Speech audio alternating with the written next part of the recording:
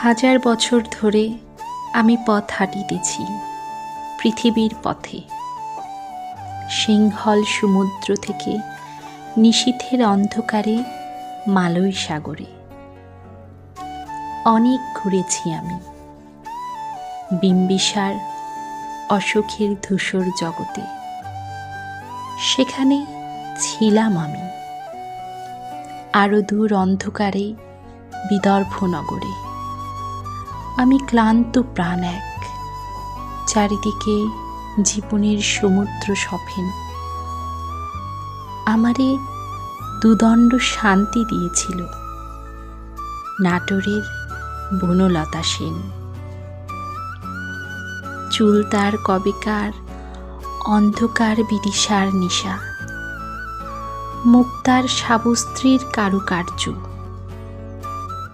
অতিদূর সমুদ্রের পর হাল ভেঙে যে নাবিক হারাইয়েছে দিশা, সবুজ ঘাসের দেশ যখন সে চোখে দেখে দারুচিনির দ্বীপের ভিতর, তেমনি দেখেছি তারে অন্ধকারে। বলেছে সে, এতদিন কোথায় ছিলেন? পাখির নীড়ের মতো চোখ তুলে নাটোরের বনলতা সেন।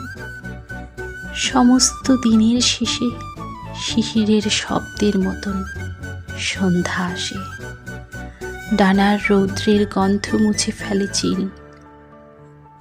পৃথিবীর সব রং নিভে গেলে পাণ্ডুলিপি করে আয়োজন।